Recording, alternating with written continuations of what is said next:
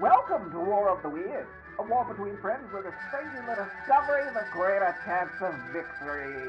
After bringing the Wyoming State Penitentiary All-Stars into battle, Mystic found there was more to say.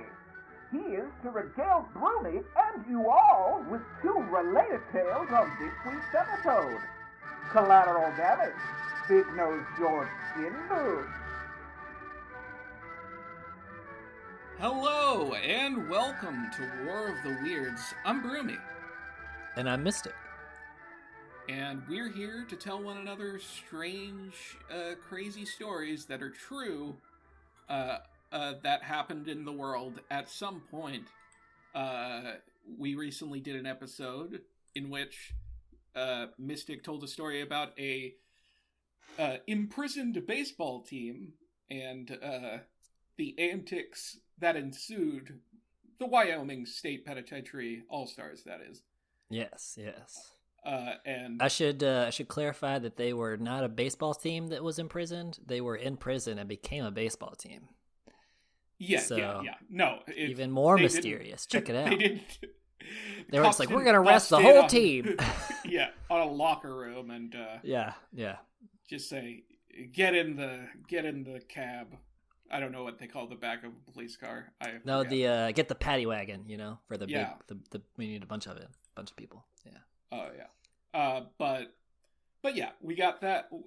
Stories related to Mystic story is what we're getting to this week. But before that, I just wanted to say I launched Spotify earlier today, and now Barack Obama and Bruce Springsteen have a podcast. Yeah. Just when the world couldn't get any weirder. Well, it's just like, why? We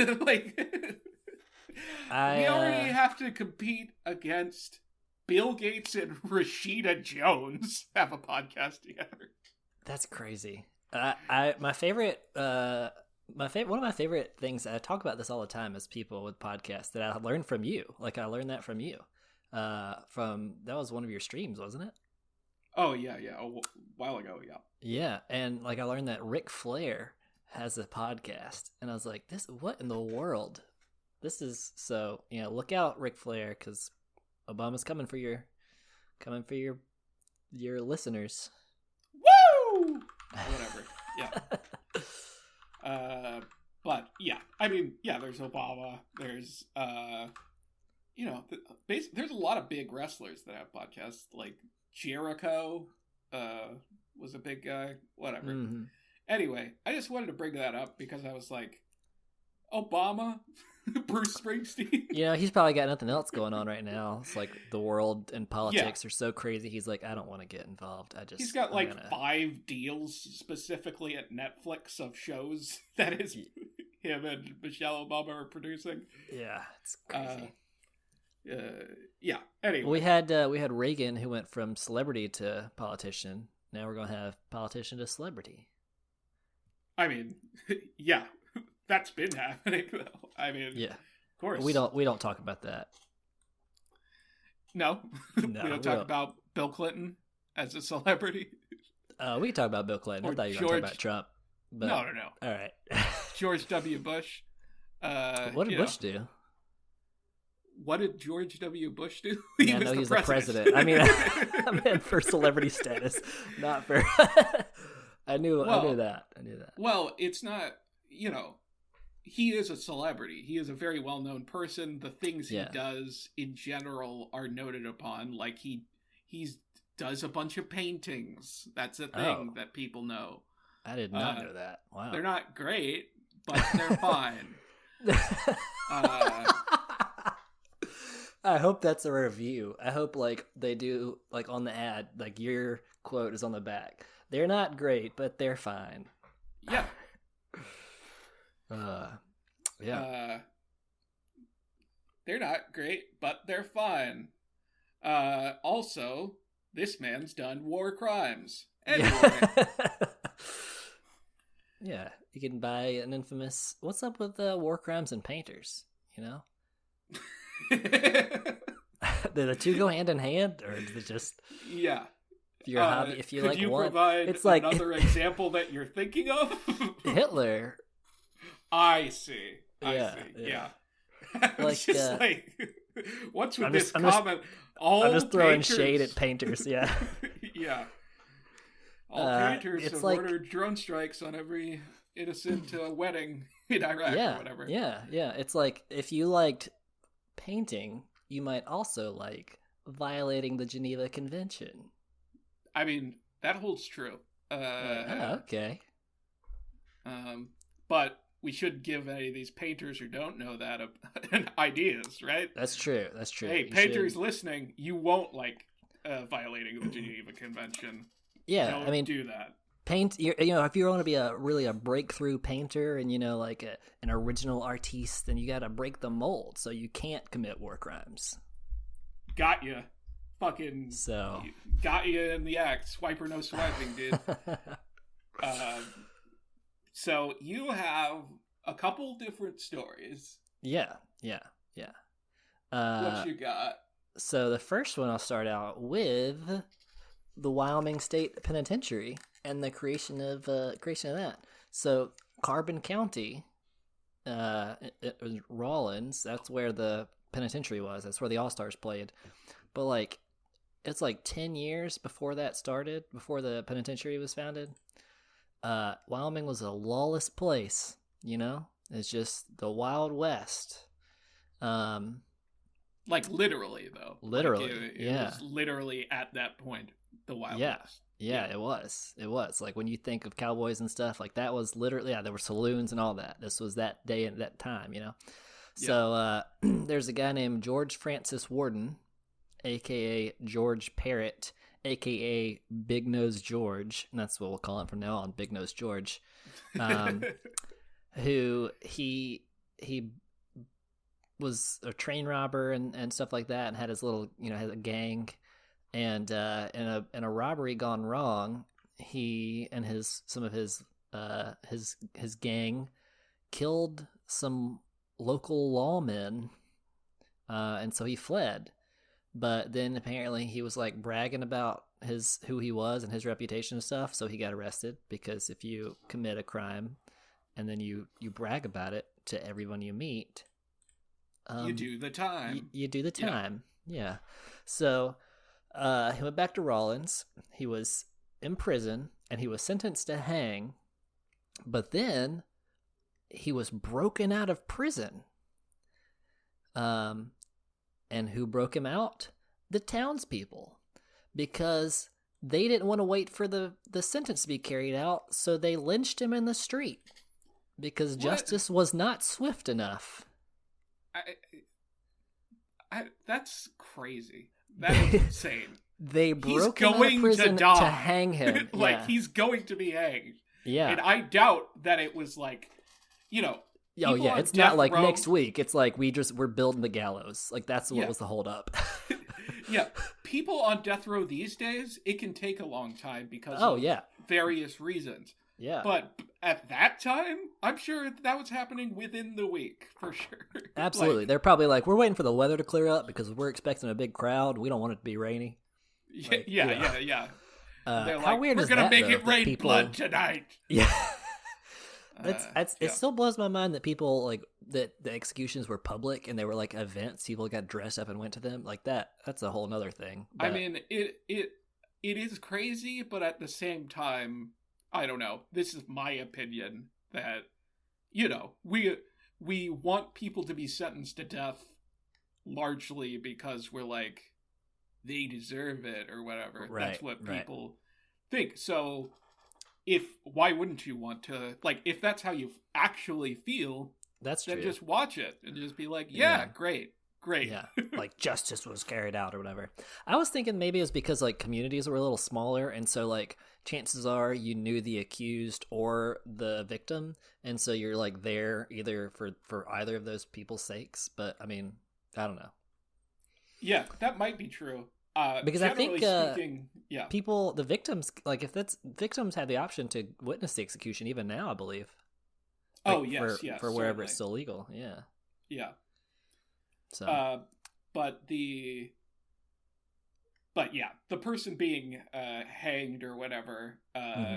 Usually there's I've never seen a scene in a movie where there was like people just there to watch the person that they're friends with be hanged and just watch. Usually, if that's happening, they're going to try to interfere in some way. True, yeah. And as we all know, movies are real life. Yeah, so. Exactly. So they're almost scene for scene recreations of historical events, just in different contexts to make the movie. So the mob, the impatient mob, tried to hang him from a telegraph pole. But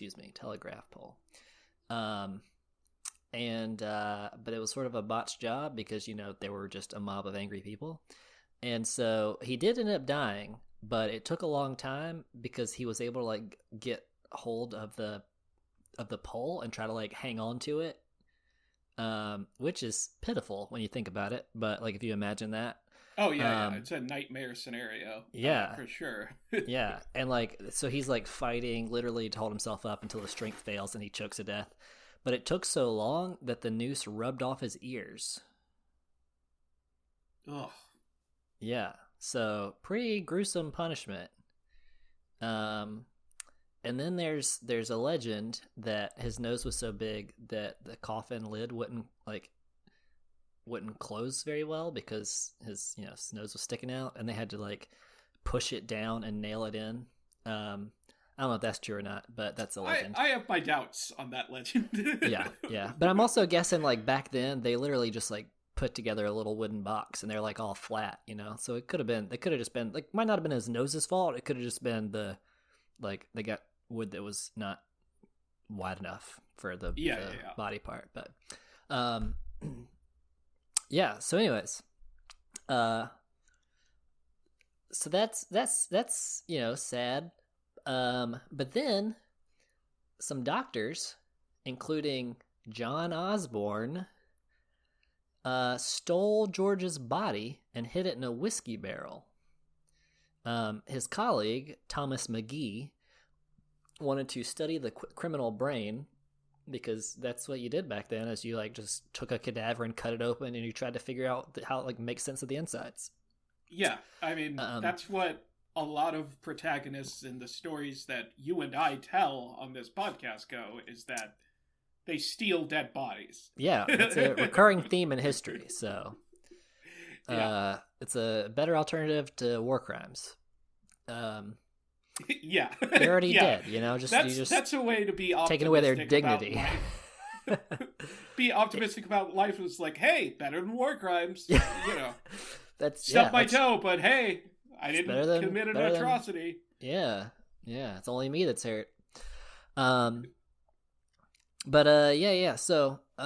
McGee, he wanted to study the criminal brain, like I said, because his wife apparently was criminally insane. I don't know what criteria they were using, because this was like the same day and age where they're like, hey, you should probably do coke. That'll probably help you. She's clinically criminally insane because she was like, she's like, I should be able to have a say in my life. And he's like, no. I think I should, I don't know. I don't want to have a 12th say women child. Should vote. And it's like, oh my God. Can't believe she's criminally insane. She apparently had some horseback riding accidents, and that was what caused her to become criminally insane. I'm confused by the term criminally insane because like it means that she had to have committed crimes, but or was whatever. Anyways, so I wonder what her behavior. What if she was just like a horrible person, and he's just like, it's not your fault. Anyways, I don't want to belittle or talk down about mental illness because that's a very real thing. But I'm also recognizing that in 1878, they weren't really doing a lot of there weren't a lot of great diagnosticians, Well, women just having general hysteria was an idea that was around. So that's that's obviously bullshit. So right. And then John Osborne, the other doctor,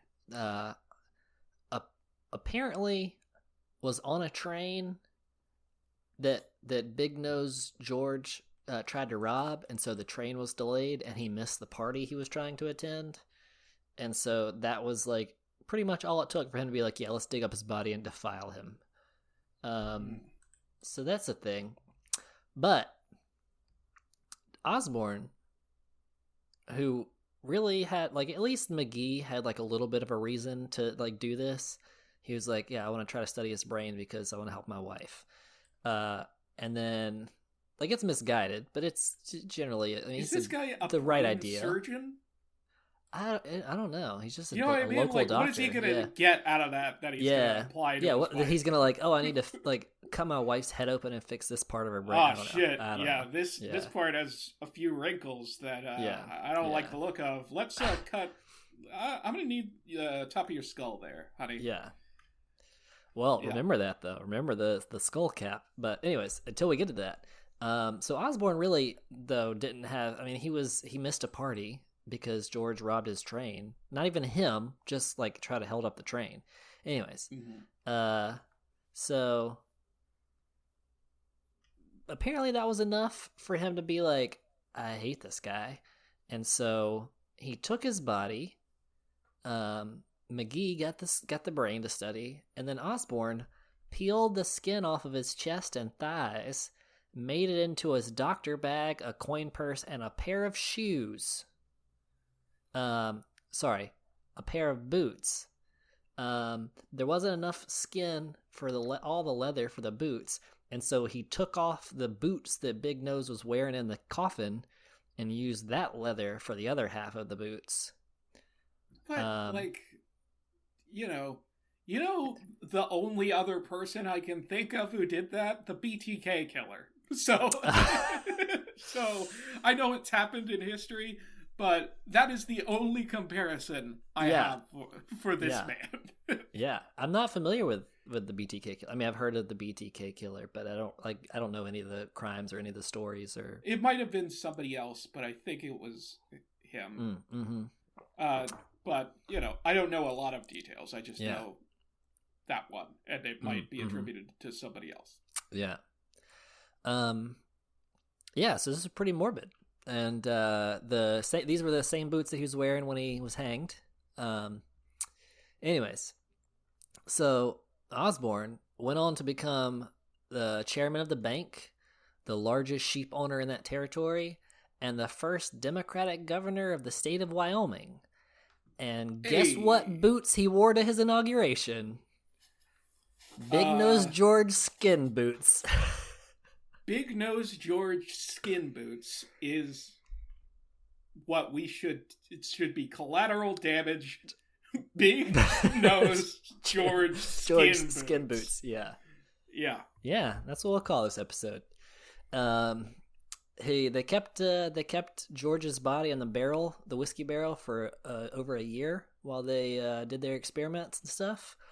And it's just an empty whiskey barrel, I'm assuming. I think they kept it on alcohol. They knew about fermentation, so they might have kept it in alcohol. So they might have pickled him. But I don't know. Yeah. I don't know. It could have just been a barrel and some kind of preservative. Whiskey. Yeah. Yeah. But so they did make a death mask of George, and he did not have ears, of course.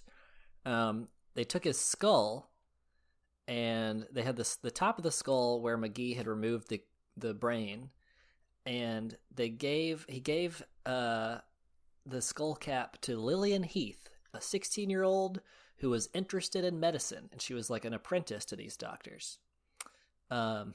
So she bore witness to all this, and she actually went on to become a doctor herself.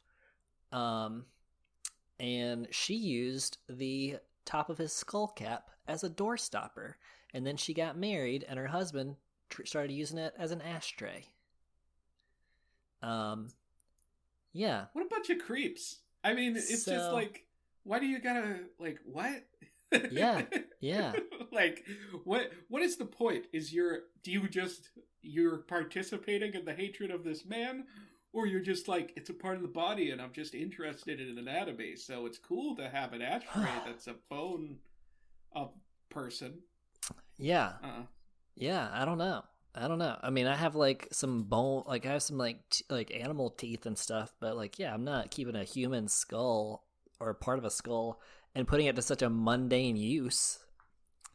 Yeah. They're so unimpressed by having a human skull, but I guess I don't know. Yeah, a door stopper. That's such a it's like non-thing. getting scuffed up, like, and I never pay attention to any door stoppers. You yeah, know what I mean? Yeah. Like in my life, yeah. when I've had door stoppers, I don't like think about them ever. So Yeah. why do you have a skull for one? Yeah. So it's pretty weird. Also, real quick, what? Mm-hmm. I have a vague idea, but what is a death mask specifically? I believe it's like when they do like either a cast or something over the face, or like I'll make sure. Death mask. Yeah, it's a wax or plaster cast of a person's face after their death, for like a memento of the dead. Okay, like, it's just like something to remember them by. Yeah, usually people base portraits and stuff off of them if they want to have like a loved one painted, or Yeah. Okay, I just they probably used him as like a like for target practice or something based off of how much they hated this guy. Yeah. Why wouldn't you? Yeah. I mean... So to top this all off, wrapping this little story up here before moving on to the next one. This was actually so this is the boots, the death mask, and the skull cap are on display at a museum. You can go see them for yourself. 904 West Walnut Street, Rawlins, Wyoming. It's the Carbon County Museum.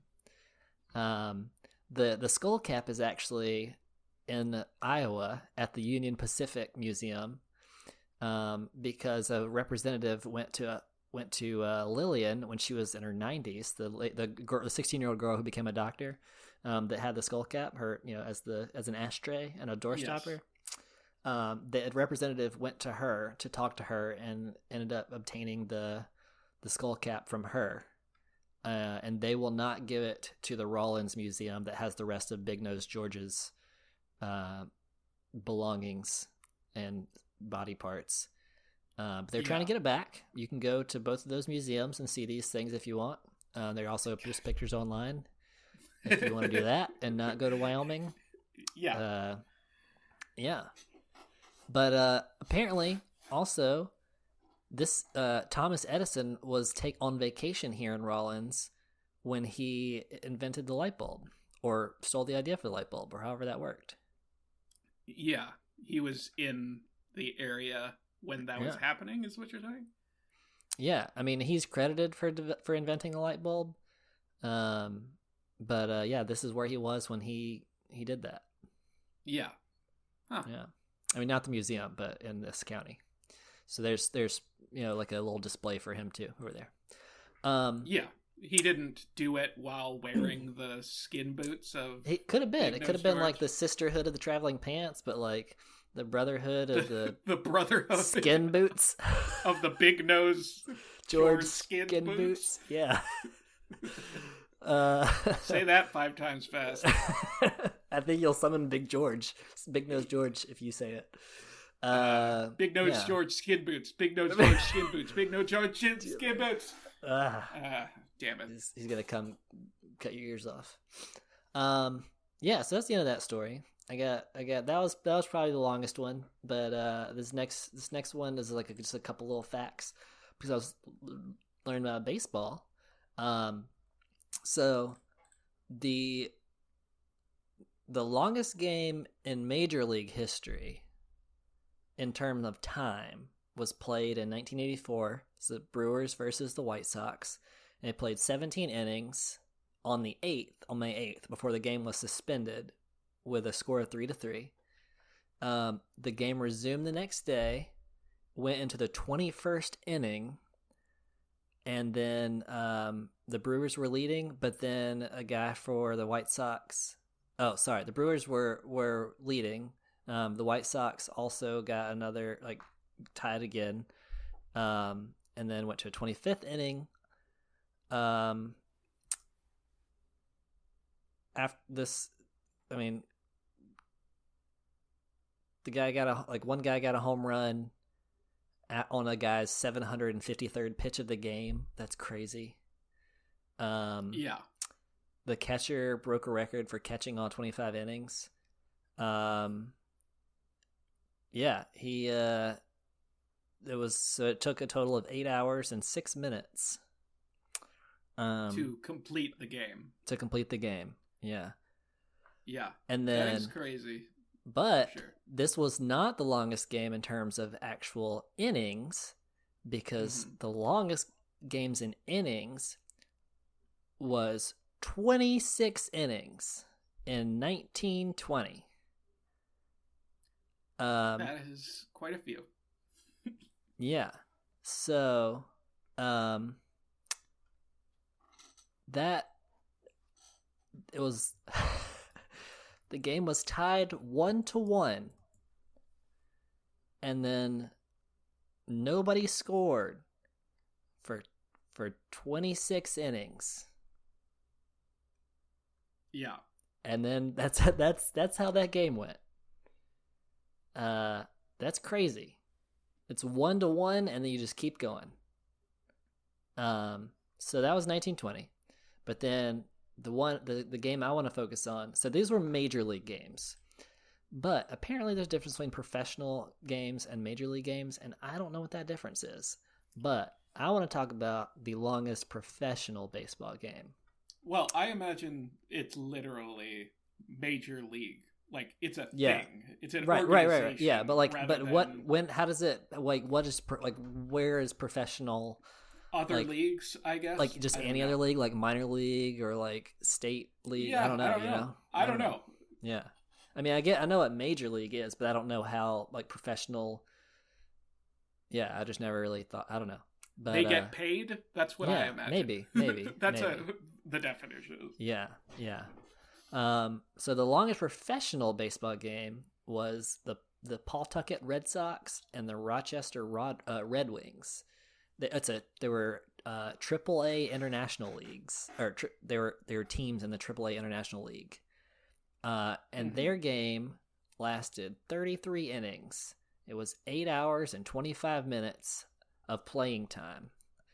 It started on April 19th in 1981 in Rhode Island, and they played 32 innings. Sorry. I'm back before I get to that. So the game started April 18th, 1981. At 8:30. It was supposed to start at 8, but couldn't figure out the stadium lights. Got that all going. About 2,000 people were in attendance, and they played all that night into the next morning, and that was Easter morning. Most leagues have a curfew rule that would suspend the game, and this league's was supposed to take place at 12:50 a.m. So if any game got to 12:50, regardless, they just suspend the game. But the umpire had a different version of the rule book, and it had no curfew in it, so they just kept playing. It'd get close, and then a team would score. Wade Boggs was on this team, actually, and he when he hit his home run, the players like groaned, and then he's quoted as saying, "I didn't know if the players on the team wanted to hug me or slug me, because that meant the game would have to keep going." When he tied it up, the wind was blowing so strongly into the infield that some of the hits that would have gone out of the stadium were actually blown back into the field, and so people were having a hard time hitting, and that could have contributed to why it was so difficult to score. Yeah. It got so cold overnight that the players began burning their broken bats and other things in the dugouts to stay warm. I don't know. You can just suspend or cancel the game. I get that it's a big deal to you, but ran out of food. They ran out of food in the facility. Yeah. Yeah, they just kept going. Anyways, so the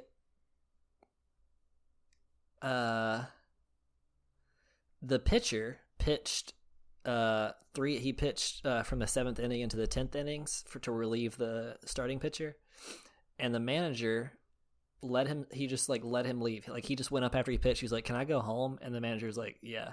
So his name was Louis Apont. He went home. He got home at 4:50 a.m. He got home at 3 a.m. on Sunday, and his wife didn't believe that he had still been playing baseball and thought that he would have been like out drinking or, cheating or whatever. Because she was like, fair. The game was at 8:30. It's 3 a.m. And he was like, "No, I promise. Like, you'll read it in the paper tomorrow to prove my story." But the game didn't end in time for it to be published in the paper, and so it wasn't in the paper until Monday. So 4 a.m. players are quote unquote delirious from exhaustion. The catcher caught 31 innings. It's going on. It's in the 23rd inning. It keeps going. There were 19 fans left in the seat, plus the umpire, who actually just went to take a nap. They all got season passes or lifetime passes to the stadium, for being there that long, that loyal, as if they would ever want to come back again. Yeah.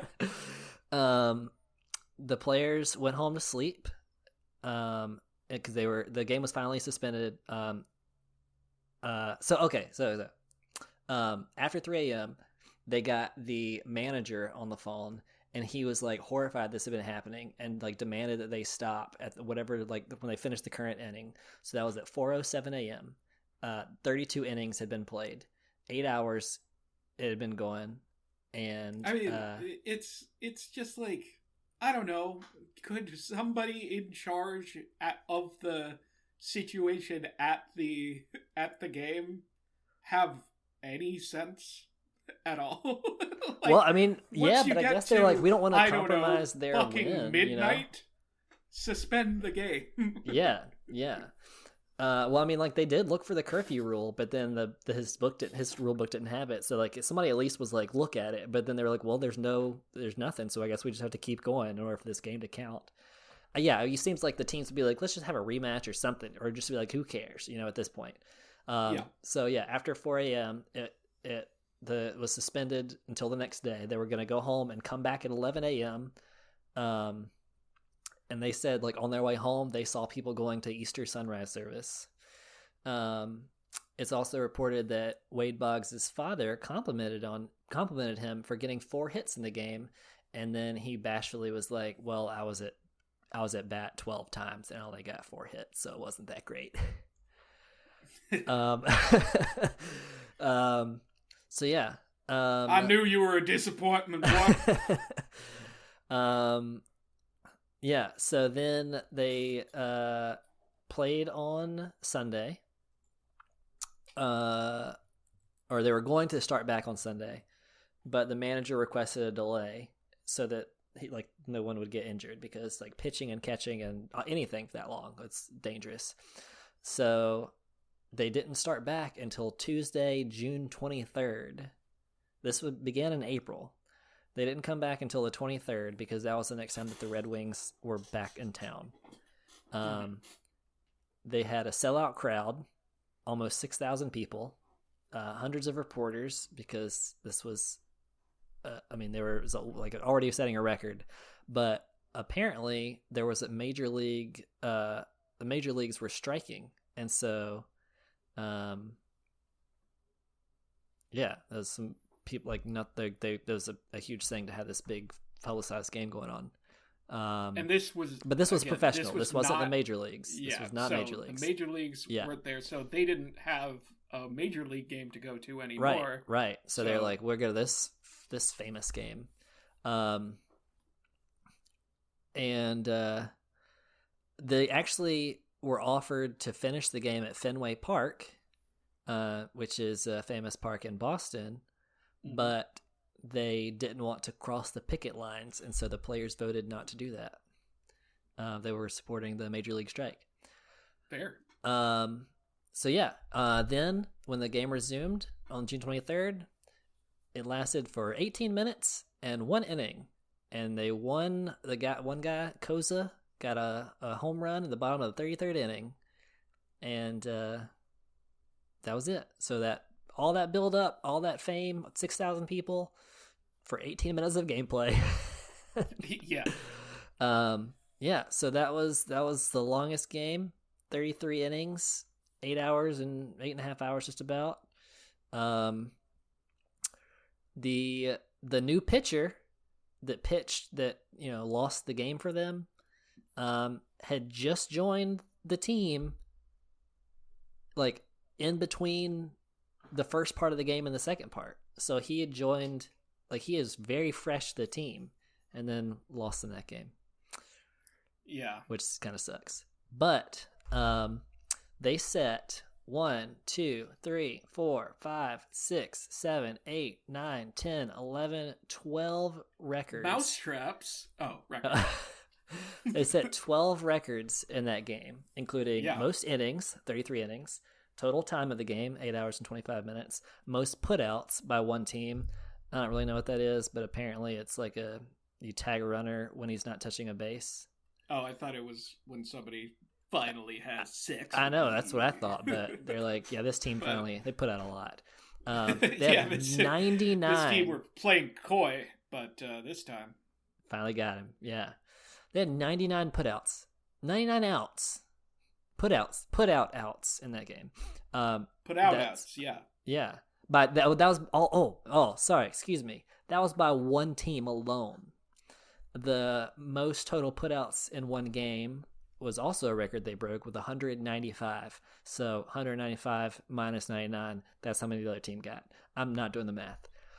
They also broke the record for most at-bats for one team, and that was 114 at-bats.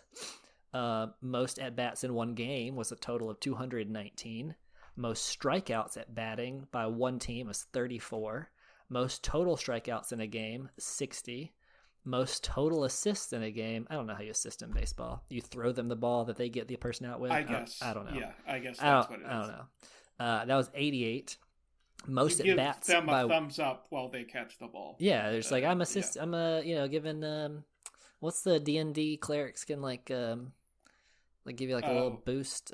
Well, there's bards give you inspiration. Yeah, inspiration, and then I think you can get guidance or whatever. I don't know. Sure, yeah. Yeah, inspiration is what I was thinking of. Most at bats by one player in one game, and that was 14 at bats, and that was the guy who hit the final home run. Final run, yeah. I don't know if it's a home run or if somebody's on base, but most plate appearances by one player at the game, and that was 15. I don't really know what that means. Maybe he's on the plate or he comes up to the plate.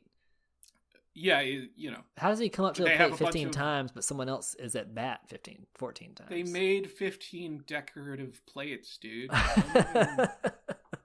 He's featured on 15 plates. They're limited edition, scattered throughout the world. It's like Dragon Ball, but for baseball. Yeah. And most strikeouts batting by one player in a game, and that was 7. Yeah, I bet that guy's proud. It's for more. The pitcher, I guess, that you would say. Most right? Yeah. Sorry. Wait. I can actually see. No, he's an outfielder. So this guy, he just, I don't know. Most strikeouts batting by one player. He struck out the most times. Yeah, he sucked. Oh, there was one more record. Sorry, I miscounted. That was 1, 2, 3, 4, 5, 6, 7, 8, 9, 10, 11, 12, 13. There were 13.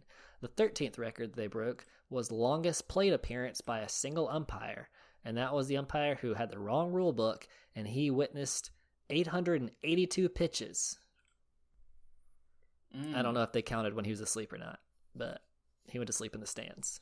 I mean, if they did, they weren't doing their job right, because he did not witness those. Yeah. If he was asleep. I don't know the answer to this, but the manager got ejected from the game in the 32nd inning or the 22nd inning. The manager of Pawtucket. I don't know what he did to get ejected, but I wish I knew. He probably just was like did it on purpose so he could go home. Yeah, that's a great move. Yeah, you played off like you're just passionate about the game, but really you just want to. You're the least passionate one there because you just want to leave. Yeah. Yeah. So that's the last one. I was going to mention, and I pulled it up. That is a very long time. But do you know about cricket games? Oh no. So the longest cricket game, apparently. Oh no. It's the world record of the longest time continuously playing the game of cricket between two teams is currently 150 hours. What? And 14 minutes. The 24th to the 30th of June in 2012. In the UK, breaks are limited to 5 minutes per 1 hour of playing time. Two teams, and they're limited to 12 aside, 11 on the field, plus one sub. No player is permitted to leave the ground unless they are incapacitated. Whoa. And a break is not permitted between innings. What? Yeah. How? No, I was thinking about this because I had heard about that cricket pretty regularly goes on way too long. Yeah. But these are people probably trying to set a record, maybe, or it just happened. Yeah. But it regularly goes on a really long time, like that's wild. A full day or whatever. Dang, that's crazy. Yeah. Yeah, cricket cray. Cricket be cray. But yeah, what have we learned? We learned about Big Nose George's skin boots, for sure. For sure, learned about those. And that people just fucking that's insane that they skinned him. Like he skinned him. Like he's just like. You made me late to my party? Well, now I'm gonna be a sadist serial killer type vibe, and yeah, I don't know. Yeah, but that guy didn't get a comeuppance for doing that or anything. He just was a successful person. Yeah. He became more successful with the boots. So that maybe they were like they were blessed or something. I don't know. But it's crazy. That's what I mean. Lucky. Like it was really the Wild West. Like it was just lawless. Like they just do whatever you want to do. And I don't even know why they would want to do some of the stuff they did, but they did. Yeah, lawless, skinless, bootless, yeah, earless, earless, yeah, earless, fearless, and fearless, impatient, yeah. Folks at home, may you always be earless and fearless. Words to live by. Words to live by, words to die by. Hey. And speaking of death, it's the death of the episode time. And we are gonna... Oh, yeah. First of all, our Twitter, War of the Weirds, at War of the Weirds. We're on Apple Podcasts, YouTube, all Spotify, all the places. On wherever, all the podcast platforms. I am Broomy Tunes on Twitter. I tweet a lot of little silly things, so enjoy that. Check him out. I don't know if you want to promote yours. I don't really tweet that. I have a Twitter. I used to tweet. Mystic Monkey X. There might even be an underscore in there. That's how little I use Twitter. Yeah. So if you want to, no, it's just Mystic Monkey X. That's all it is. Yeah. Mystic Monkey X. You can follow Mystic_Monkey X too. I don't know what they might. They might be the worst. They might be a painter. So I can't endorse them, but yeah. Or as I call them, war crimers. So we'll talk to you later, war criminals, and we'll see you on the next one.